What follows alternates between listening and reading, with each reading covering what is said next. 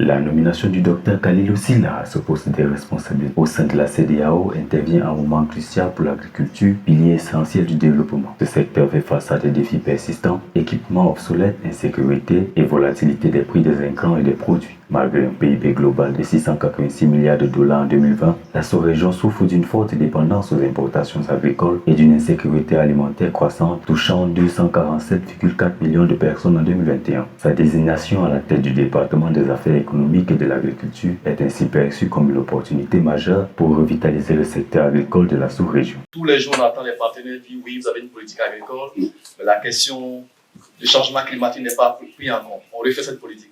Spécialiste en politique macroéconomique, commerciale et agricole, le docteur Khalilou Sylla a œuvré à l'élaboration et à la mise en œuvre des programmes d'intégration régionale. Son expertise inclut la planification stratégique, la promotion de la libre circulation des biens et des personnes, ainsi que le renforcement de la compétitivité des secteurs agricoles. Ces atouts sont précieux pour trouver des solutions aux défis économiques de la sous-région qui a connu un ralentissement en 2023, marqué par une inflation élevée, une faible demande intérieure et des sanctions imposées à certains pays comme le Niger. Tous les jours, faire en sorte que nos politiques soient climate smart ou soit impliquent mieux les questions qui, selon certains partenaires, ne sont pas prises en compte, c'est la meilleure manière de détruire et de créer des vulnérabilités en Afrique.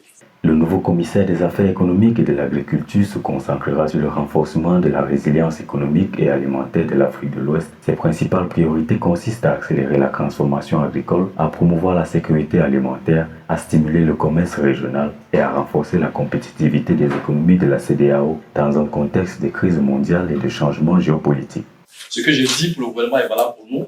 Il faut que nous puissions être capables de faire en sorte que les préoccupations à la base de nos producteurs soient relayées au plus haut niveau. Et une des meilleures façons de le faire, c'est la gouvernance. Nous devons travailler sur une gouvernance politique et financière et faire en sorte donc que nous soyons crédibles. La CEDEAO, dans le cadre de sa politique fondamentale visant à promouvoir la coopération économique et le développement agricole afin de renforcer la sécurité alimentaire, d'améliorer les échanges commerciaux et d'assurer la durabilité, considère la nomination du docteur Khalilou Sylla comme un moyen de favoriser la réalisation de ces objectifs.